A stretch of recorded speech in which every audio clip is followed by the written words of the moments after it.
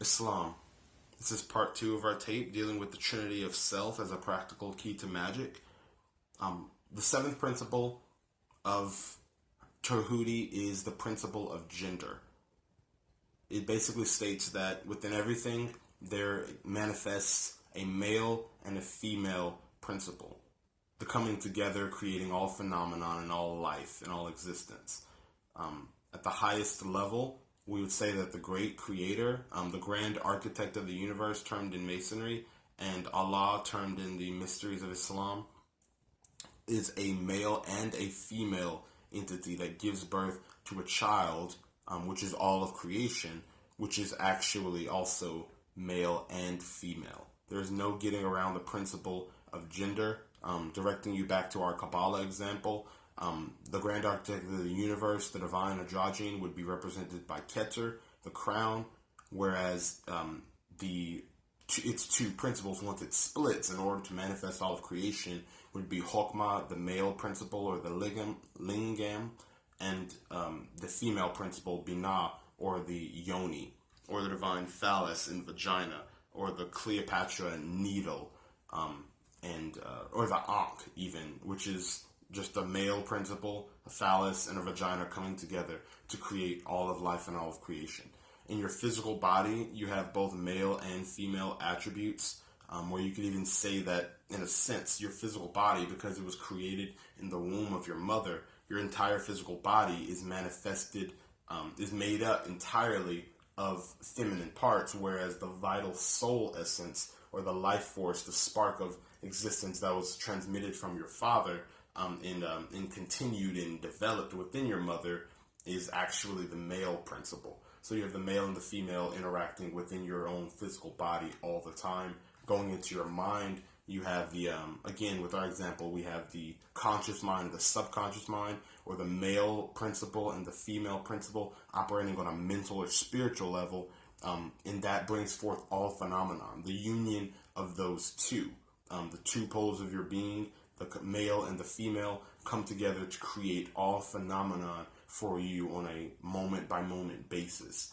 And going even to a higher octave, this is also covered in the book, The Kabalion, which I highly recommend you get for your own occult study, because man knows not by being told. So me transmitting these principles to you orally from my own consciousness, it might sound good, but until you actually internalize it through personal study and personal understanding, then it really suffices not, and it won't really benefit you on your quest. But inside of you, there's also two principles, which is called the I and the me. The me is what most of us identify with, and that could even be considered our lower self nature, or the square to the compass. The me is basically the coagulation of all the ideas you've ever had about yourself, everything that is stuck, so to speak, everything that has been fermented inside of the womb of self, and that you consider to be yourself. It will be all of your likes and dislikes, all the concepts and things that you hold about yourself. For some, the me is even includes their clothes. It includes how they feel about themselves, etc. Whereas on a higher level, there's the I within you, which is actually the masculine principle that stimulates the me to change, because the me is always changing. But the stimulus for the me to change is coming from the I. Either from the I within you, that divine masculine potency within you that can stimulate the consciousness of your own self into change. That's where the magic comes from. The stimulus from the I changing the me, or changing its own subconscious mind. But most of the time, because we live in a society where a lot of people don't really have much willpower and don't really have much conscious power, then most of us are manipulated by the eyes of other people, so to speak. And basically any stimuli that comes from without is an I, or a conscious mind, so to speak, stimulating your subconscious mind, or your me, or your idea of yourself to change in some form or fashion. And that's where you get the phenomenon such as like hypnotism and mind control, etc. Basically another person's consciousness, another person's conscious mind stimulating your subconscious mind into change. And that's the principle of gender. That's basically somebody else impregnating your subconscious mind with their intention, and then it grows up within you. So that's the seventh principle, and it's arguably the most important principle because in this day and age, we're actually suffering from a great misunderstanding of sexuality. Sexuality has been debased, whereas sexuality is one of the most divine, arguably the most divine thing in creation. All of alchemy is just divine sexuality, the union of the masculine and the feminine, to rebirth the divine androgyne, or the divine hermaphrodite. That's the whole mysticism of the Baphomet. That's the mysticism of the compass and the square. That's the mysticism of Islam, the crescent moon and star, the flag of humanity, basically. And all males came out of woman, and woman has no husband, so she is the widow, which basically tells you that the female principle is superior. The female principle holds the masculine principle within itself and just manifests the masculine principle in order to stimulate its own evolution. There's a high mysticism into that can't really be very much delved into in this tape, sadly. But just know that these 7 Hermetic principles basically are the ring around creation. There's no outside of this. And if you even look, the number 7, we have 1, 2, 3, 4, 5, 6, 7. The next number is the number 8. You turn the 8 on its side, it actually represents the liminisk, or what they call the infinity symbol, which is symbolizing that there is no outside of these principles. Everything exists within these principles. There's no higher principles. Everything else is just the outworking of those principles. And if you go below 1, then you have the circle, which represents the divine mind, or the alpha and the omega, the circle of time, outside of which there is nothing for you until you can master these principles and maybe evolve out, maybe. But until then, you're trapped between the entire circle of manifestation and the infinity, the infinite cycle. So it's incumbent upon us to understand these principles, because these are the foundation upon which what we call magic is upon which magic is done. It's done with these 7 principles. And really, I want to give the definition of magic to you. Magic is basically just causing change to occur in accordance with will. Causing change to occur in accordance with will. Causing change to occur in accordance with will. Now, that happens all the time. You move your arm because you desire to do so. Now, what happened when you moved your arm? Basically, your conscious mind sent a neural impulse to your subconscious mind desiring to move your arm. And because you sent neural impulses of that same kind to your subconscious mind before, then it was already well trained and knew exactly how to move your arm in the way that you suggested. Now, if you had sent a strange request, like, I want to take over the world, and you send that request down to your subconscious mind for the first time, then your subconscious mind would probably shrug it off and say, I don't really understand that request. Or maybe you didn't put enough emotion into it, so it just shakes that request off. But if you send it often enough, and then you start sending more refined requests, you start putting other things like ideas of how to take over the world into your subconscious mind, reading, stimulating, feeding your subconscious mind what that thing, then eventually your subconscious mind would teach itself and would draw upon the infinite energy of the superconscious mind to basically manipulate reality and bring forth a parallel reality in which you do take over the world. That's how it works. So magic is basically our thought process. Magic is just the divine thought process in your understanding and working with it. It's you stepping into the mechanism of the universe and manipulating it to your pleasure. And until you learn how to do that consciously, then you're basically just randomly bringing things into reality that you might not even want to be there. And that's a terrible, powerless state. And our people are weak right now because we're powerless, because we don't have our own magic on lock.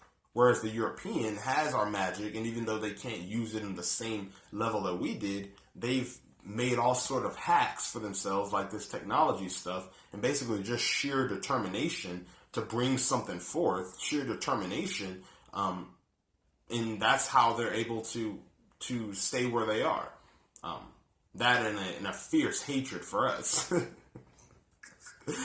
Islam.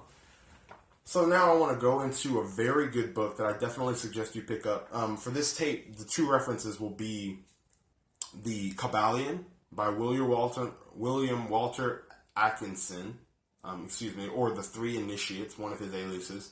But he grabbed that information straight from the Mysteries of Tehuti or of Hermes, Trismegistus. So when you're studying this science, never feel on the outside like you're studying somebody else's secrets, because there is nothing without the Moors. If the Moors, meaning the original melanated people, if we had not existed, this planet would not exist. Basically, there is no existence without us, because we are the original divine thought. So read chapter 1 of Circle 7 again. We are the original divine thought.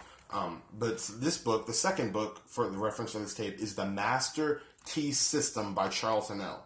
This is perhaps one of the greatest books that was ever written. It is very concise, no mysticism or no spookism inside of this book whatsoever. This is a man who's basically went through the highest degrees of Masonry, the institution of Masonry, and also Shriners. So remember, Masons and Shriners are two institutions that were created to preserve the mysteries of Egypt, the mysteries of the ancient Moors. So he's been through our highest science, and basically he's distilled it in modern parlance so that you can jump back on your science. So remember also, when I talked previously in the previous tape about the two sides of the Aquarian age, the two sides that ushered in the Aquarian age, remember that the Western side or the European side, they were ushering in the Aquarian age for us, to re-stimulate us so that we can have another consciousness of this thing. Bringing their people into the science was kind of a side effect, as you could say. But I mean, to be honest, when you're looking at it with the eyes of a Moor, you're saying, okay, they were preparing the way for the gods to rise again. So when I find a book like The Master Key System by Charles Hennell, and I'm reading these precepts as he's distilling it, I'm saying that this is one of my stewards who has prepared the way so that I can rise back into my own position.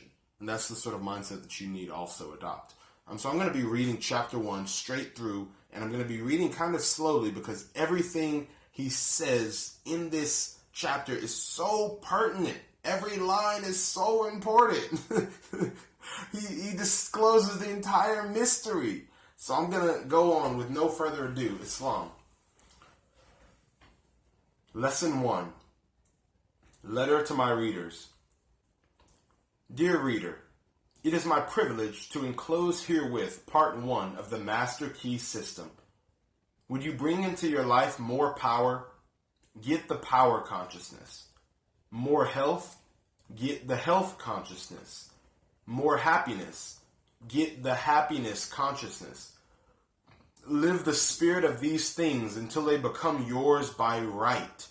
It will then become impossible to keep them from you. The things of the world are fluid to a power within man by which he rules them. You need not acquire this power. You already have it. You already have it. But you want to understand it. You want to use it. You want to control it. You want to impregnate yourself with it so that you can go forward and carry the world before you. Day by day, as you go on, as you gain momentum, as your inspiration deepens, as your plans crystallize, as you gain understanding, you will come to realize that this world is no dead pile of stones and timbers, but that it is a living thing. It is made up of the beating hearts of humanity. It is a thing of life and beauty. It is evident that it requires understanding to work with material of this description, but those who come into this understanding are inspired by a new light, a new force. They gain confidence in greater power each day. They realize their hopes and dreams come true. Life has a deeper, fuller, clearer meaning than ever before. And now, part 1. That much gathers more is true on every plane of existence, and that loss leads to greater loss is equally true. Mind is creative, and conditions, environment, and all experiences in life are the result of our habitual or predominant mental attitude. The attitude of mind necessarily depends upon what we think. Therefore, the secret of all power, all achievement, and all possession depends upon our method of thinking. This is true because we must be before we can do, and we can do only to the extent which we are, and what we are depends upon what we think. We cannot express powers that we do not possess. The only way by which we may secure possession of power is to become conscious of power, and we can never become conscious of power until we learn that all power is from within. And just remember the fact that, remember the mythology of Osiris, the god who sleeps within, in the depth of your subconscious mind. He's asleep. You have to wake him. You have to stimulate him back into consciousness. And he lives within. So that's what he's basically saying here. There is a world within, a world of thought and feeling and power, of light and life and beauty, and although invisible, its forces are mighty. The world within is governed by mind. When we discover this world, we shall find the solution for every problem, the cause for every effect. Since the world within is subject to our control, all laws of power and possession are also within our control. The world without is a reflection of the world within. What appears without is what has been found within. In the world within may be found infinite wisdom, infinite power, infinite supply of all that is necessary, waiting for unfoldment, development, and expression. If we recognize these potentialities in the world within, they will take form in the world without. Harmony in the world within will be reflected in the world without by harmonious conditions, agreeable surroundings, the best of everything. It is the foundation of health and a necessary essential to all greatness, all power, all attainment, all achievement, and all success. Harmony in the world within means the ability to control our thoughts and to determine for ourselves how any experience is to affect us. Harmony in the world within results in optimism and affluence, or riches. Affluence within is affluence without. The world without reflects the circumstances and conditions of the consciousness within. If we find wisdom in the world within, we shall have the understanding to discern the marvelous possibilities that are latent in the world within, and we shall be given the power to make these possibilities manifest in the world without. As we become conscious of the wisdom in the world within, we mentally take possession of this wisdom, and by taking mental possession, we come into actual possession of the power and wisdom necessary to bring into manifestation the essentials necessary for our most complete and harmonious development. The world within is the practical world in which the men and women of power generate courage, hope, enthusiasm, confidence, trust, and faith, by which they are given the fine intelligence to see the vision and the practical skill to make the vision real. Life is an unfoldment, not an accretion. What comes to us in the world without is what we already possess in the world within. All possession is based on consciousness. All gain is the result of an accumulative consciousness. All loss is the result of a scattering consciousness. Mental efficiency is contingent upon harmony. Harmony, Mayat. He's talking about the principle of Mayat for all you Egyptian enthusiasts. Mental efficiency is contingent upon harmony. Discord means confusion. Therefore, he who would acquire power must be in harmony with natural law. Now, I also want to say this too, because a lot of us, we have like this kind of hatred for the European, and we know that he stole our science, and we know that he's using our science to rule the world, but we don't really understand the implications of that. So here's the implication. He has become more like us than we have like ourselves. He is not violating natural law. He's being very cruel and indecent, but all of his rule is based on being in harmony with natural law, because only by being in harmony with natural law can you affect any sort of magic. Can you change anything? So we have to get back in harmony with natural law, with our own science and culture, because that's what he's doing. He's harmonizing with the universe in order to bring forth his own desires. All of his technology doesn't violate the laws of the universe. It conforms with them. And so in our own thinking process, in our own revival of the God within, we have to do it based on natural law, which is defined in brief in those 7 Hermetic principles that I covered in these 2 tapes. Islam, I'm going to go on. We are in this side, he's in this next part, he's going to cover the Holy Trinity of Self, and he's going to cover the occult physiology of magic. The occult physiology of magic. So I'm actually not going to interrupt anymore. I'm just going to go straight on, and we might do another tape to break down kind of what he's talking about. But he speaks so straightforward in this book as to be mind-boggling, actually. So there's no blinds, there's no spookism, no mystic symbols or anything. He's straight dope talking about your mind, the God within, and how you can reclaim it. So we are related to the world without by the objective mind. The brain is the organ of this mind, and the cerebrospinal system of nerves puts us in conscious communication with every part of the body. This system of nerves responds to every sensation of light, heat, odor, sound, and taste. When this mind thinks correctly, when it understands the truth, when the thoughts sent through the cerebrospinal nervous system to the body are constructive, these sensations are pleasant and harmonious. The result is that we build strength, vitality, and all constructive forces into our body. But it is through the same objective mind that all distress, sickness, lack, limitation, and every form of discord and inharmony is admitted to our lives. It is therefore through the objective mind, by wrong thinking, that we are related to all destructive forces. We are related to the world within by the subconscious mind. The solar plexus is the organ of this mind.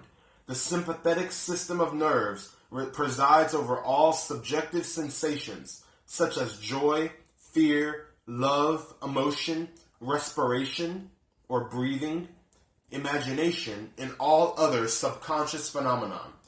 It is through the subconscious that we are connected with the universal mind and brought into relation with the infinite constructive forces of the universe.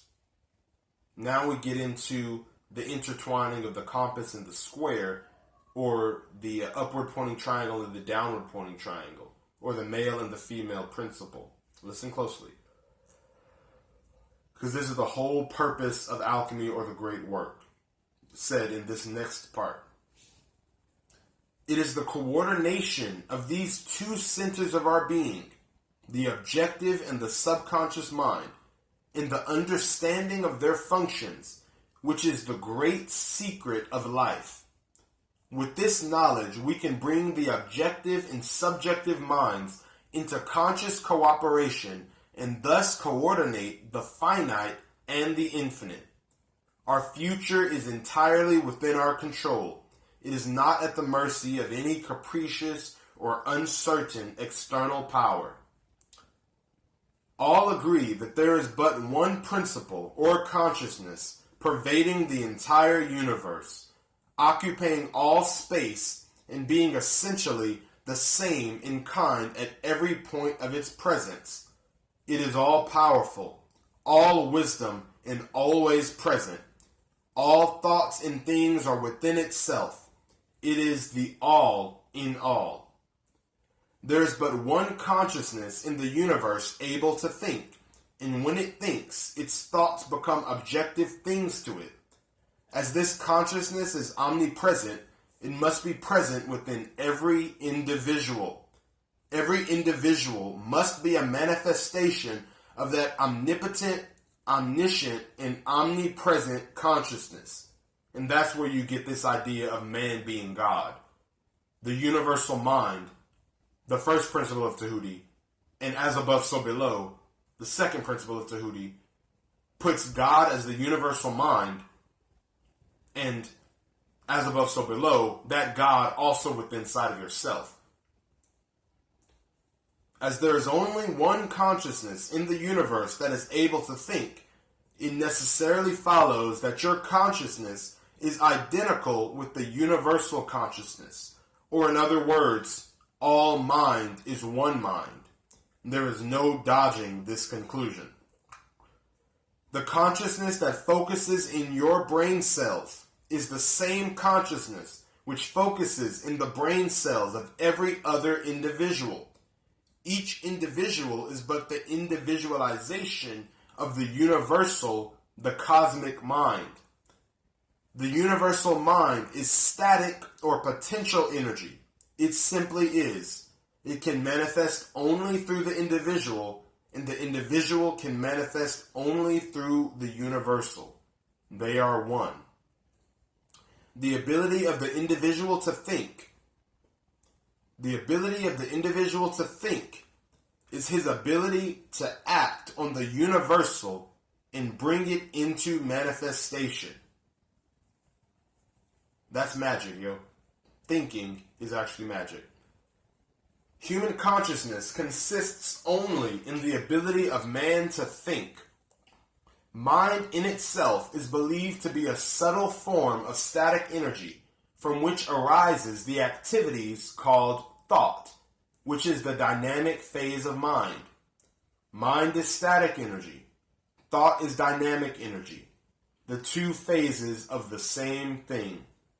Thought is therefore the vibratory force formed by converting static mind into dynamic mind. As the sum of all attributes is contained in the universal mind, which is omnipotent, omniscient, and omnipresent, these attributes must be present at all times in their potential form in every individual.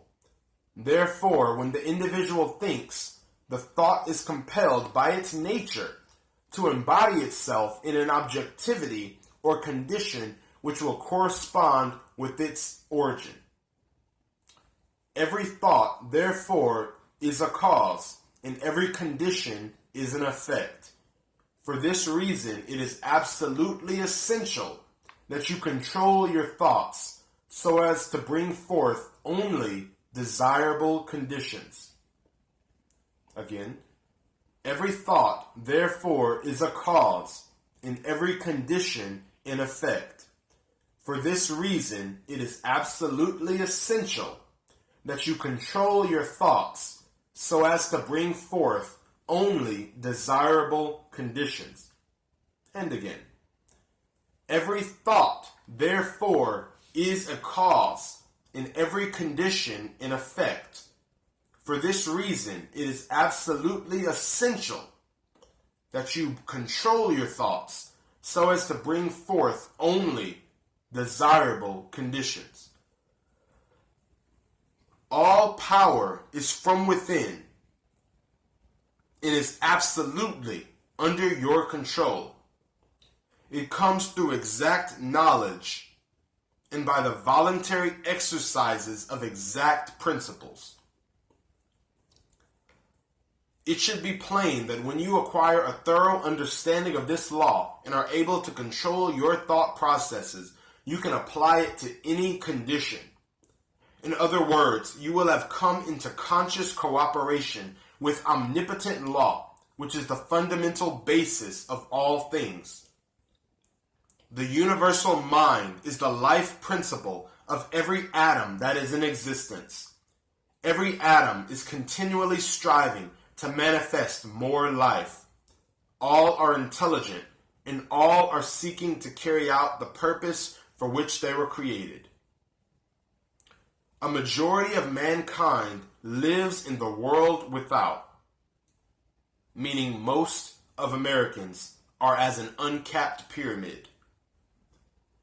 Few have found the world within. Few have recapped their pyramids. And yet it is the world within that makes the world without. It is therefore creative, and everything you find in your world without has been created by you in the world within. The world within is the cause, the world without the effect. To change the effect, you must change the cause.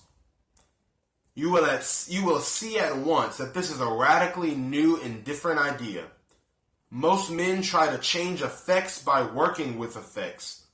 They fail to see that this is simply exchanging one form of distress for another. You can't change your situation by working on the world without, he's saying.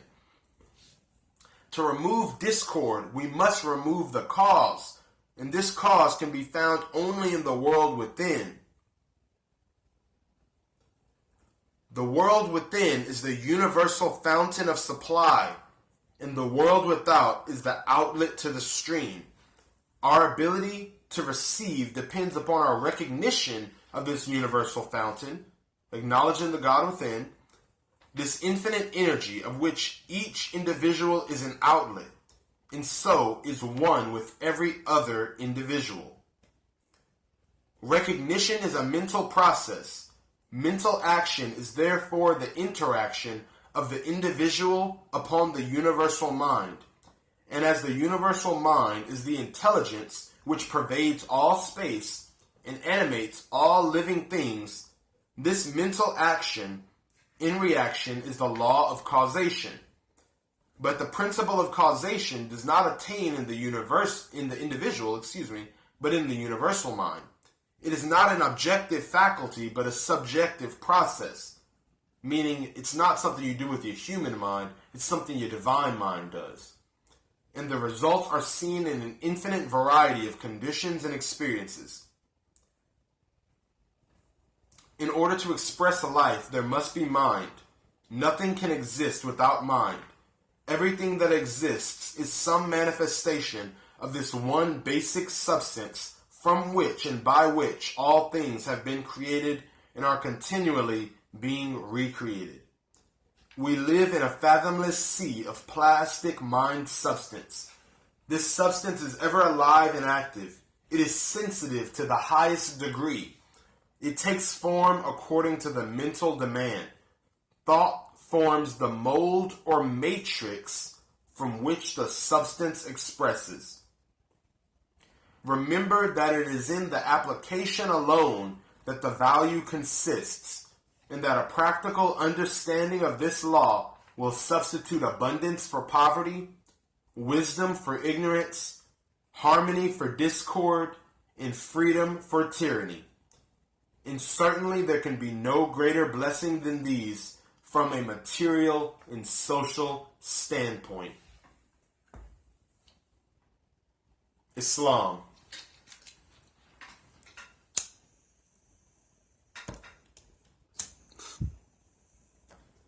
So basically, we just went over what magic is, the divinity of your own mind and the Holy Trinity as shown on our Moorish Great Seal. This is the practical key to magic. An understanding of your universal Trinity is all you really need to begin this path of magic, this path to your own true self. God lives within you. It is not something that you have to go out and find. It is something that you have to go in and find.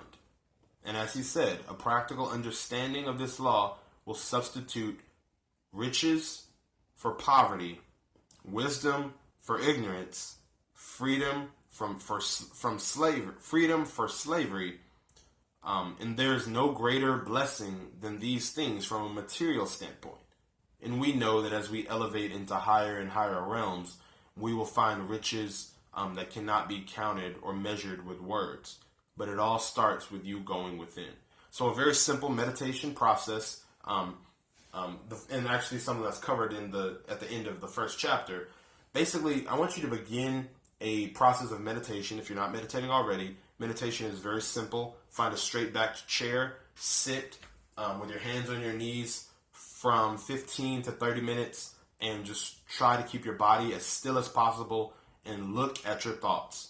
Just look at it. Look at your thoughts. And pretty soon, if you begin this process, you'll realize that your thoughts are just arising from your mind. Because the only thing your mind does is think. It thinks all day. It thinks all day. It thinks all day. If your mind has not been trained, it'll just continue thinking. Random thoughts. Thinking about yourself. Thinking about the world. Thinking about your condition. Thinking about yourself. Thinking about the world. Thinking about your condition. Actively reinforcing your condition. Thought forms the mold or matrix. Your own thought process, your habitual thought process, is the matrix itself.